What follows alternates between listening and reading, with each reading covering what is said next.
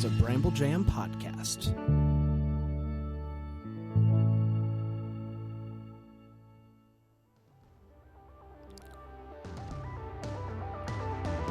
It's Monday, November 2nd, and you should take the day off.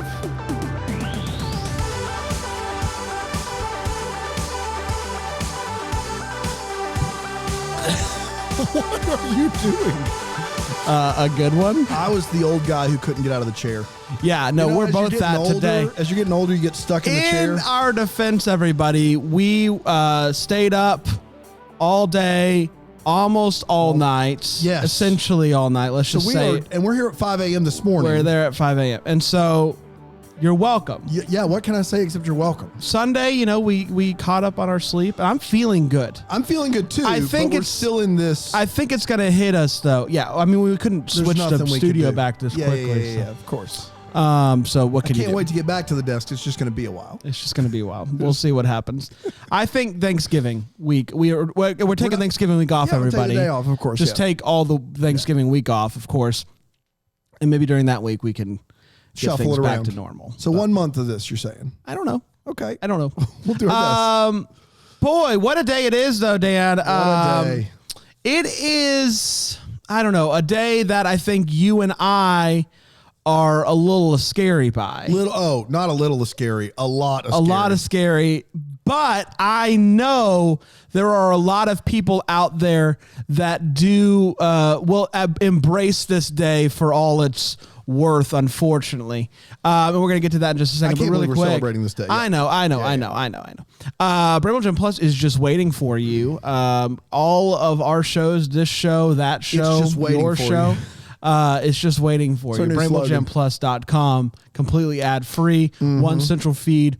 So on, let's say right now, Monday, you've got your Take the Day Off, but you also have today's episode of Deck the Hallmark. That's right. And tomorrow's episode because it's Christmas. We're diving what into can you do? You can go back and listen to old. Normally History His Story comes out, but we're done for the season. We're done for the season. So, and then tomorrow, same thing happens.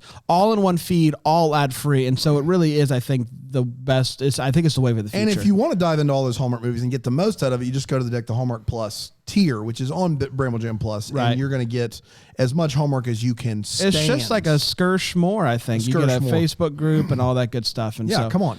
It's going to be... Come and join us. That's exactly right. All right. You want to get to it, I guess? Let's do it. It is National Deviled Egg Day. You said National it, friend. Deviled Egg Day. Deviled egg, you said. This egg. Yeah. Egg. That's exactly right. Egg is easier to say. Yeah. Egg is wrong. Yes. Egg is wrong. Egg is wrong. Yeah, egg is correct. All I'm saying is egg is easier. Yeah, and I think people as humans have at least all agreed upon that. That egg is easier to say? Yeah. No, I think egg's easier to say.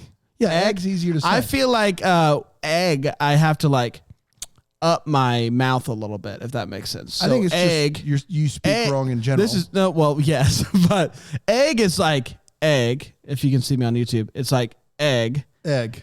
Yeah. Egg is like egg. Yeah. And so this, I don't have to hop up to that register yet. Yeah. You're talking like you're singing. It's just egg and egg. No. Egg takes more work. Egg. It's a shorty versus a longy. Well, it's a shorty versus a long A, really. It really is. So it's National Deviled Egg Day. You guys still with us? Short vowel talk? Egg. You still with us? Egg. Now you're doing a different thing. Egg. No, that's different. Egg. So if you do it, you got to do run. You got a full Christina Aguilera is what you went through.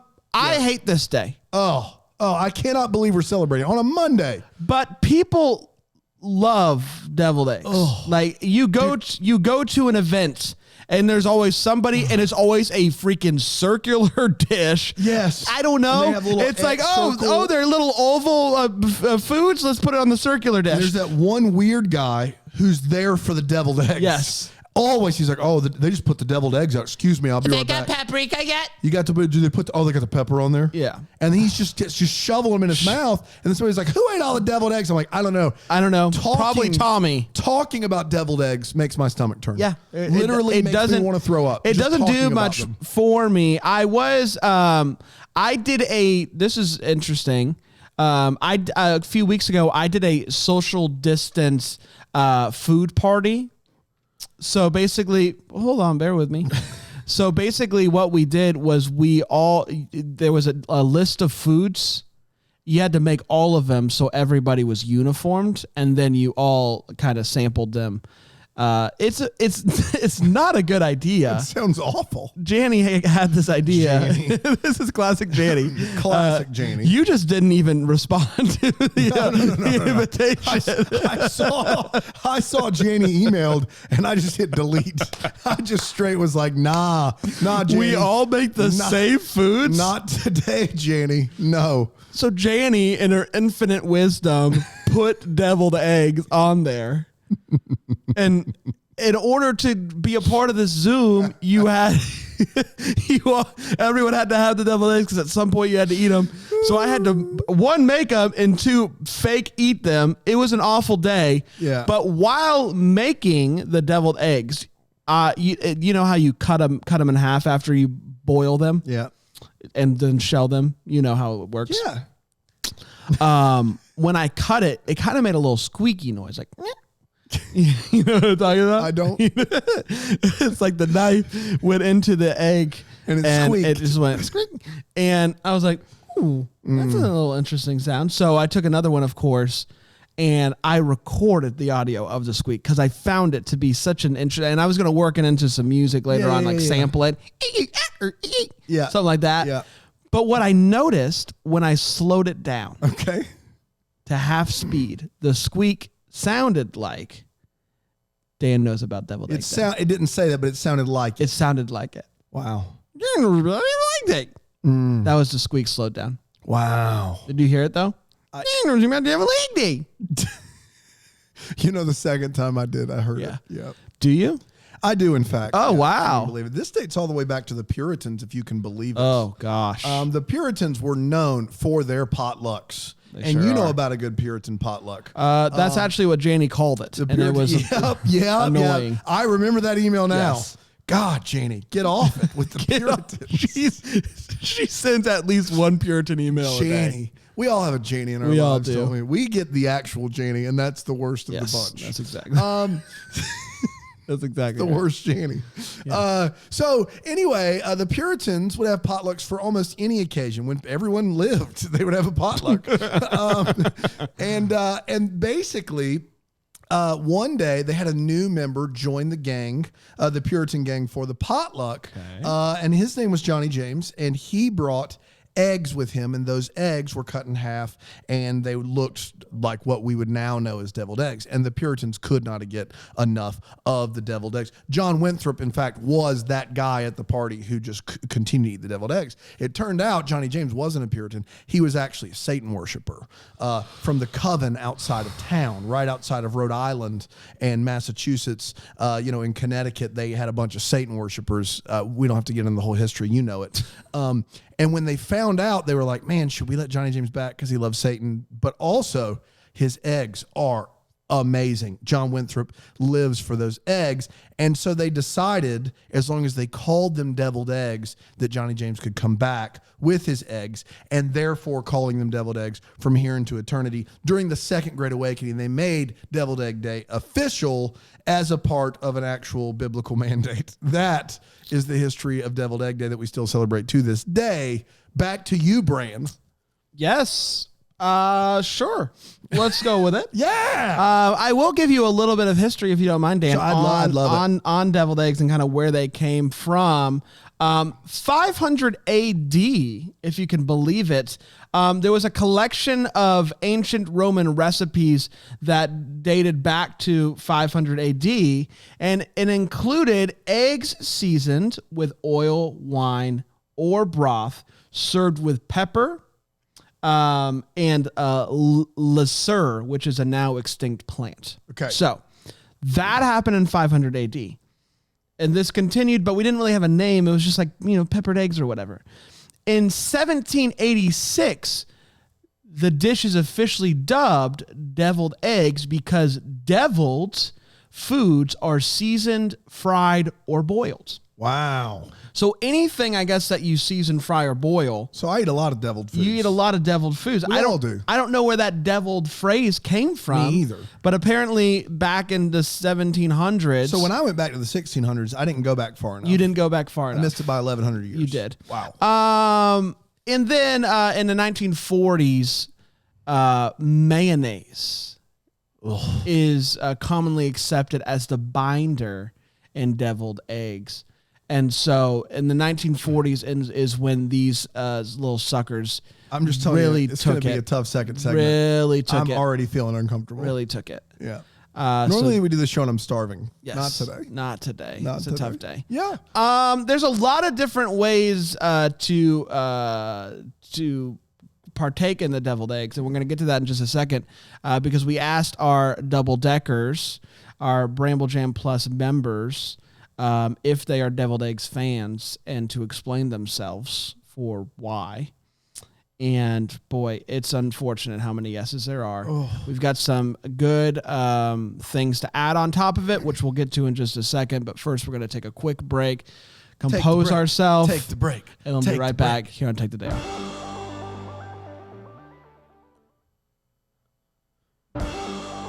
Welcome back, everybody. Happy National Deviled Egg Day. Deviled Egg Day would be a Monday. You might, exactly.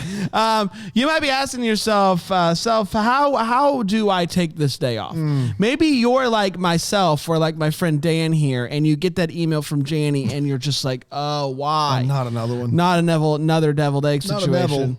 Not a Aaron Neville. Devil, take the day. Maybe you're like Aaron Neville and you don't like deviled eggs. How do I take this day off? Well, Dan, what advice would you give the person like us that don't like deviled eggs? How do you kind of take this day off and celebrate it for all it's worth? That's a great question, Brandon. I'm glad you asked it. I would say this. First of all, you could do research on deviled eggs to find maybe the answer that we couldn't find, which is where that word deviled came from. You could talk to your friends that do enjoy deviled eggs. You could watch movies that have eggs in them. Now, trying to find that out would be somewhat difficult, but I believe in you. And I think all of those are great ways to take deviled egg day off and actually stay home from work for this. We asked our listeners about deviled eggs and if they're fans of them. Elizabeth, you should have been invited to the Janny party because Elizabeth says that, yes, she does like deviled eggs. She is a fan. Sorry, it's morning. The morning burps. Yes, because it's the best potluck food. And then she says $4. Is it the best potluck food because it only costs you $4 to make them and bring it? Or? Is $4 the universally accepted price for deviled eggs? There's a semicolon there. Yes, it's the best potluck food, semicolon, $4. I'm a little bit confused by that. Here we got a real squabble going on here because we do. Lori says yes, but not with paprika. And Lauren says only if they have paprika. Man. The paprika seems to be something that quarrels are made of. Yeah, I will say this. If I had to eat, like gun to head, had to eat deviled eggs, because it's on that list for me, gun to head. I want to go further. I would throw it up. I want to go further into this rabbit hole. So there's a person out there who has taken you captive. That's right. Has a gun and puts it to your head and says, I will release you to your loved ones, to your family. You can live a full and healthy life. Yes. But eat a deviled egg. Egg. Yeah. You're telling me you're going to request paprika. I'm going to request whatever it takes to get that sucker down.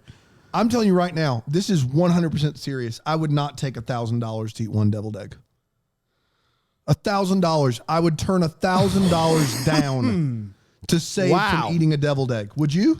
I would do it for $1,000. I would not. I think $1,000 is the minimum, though. For me. I wouldn't do it. You got to go up the ladder further. Man, once you cross over into those fours, the four digits.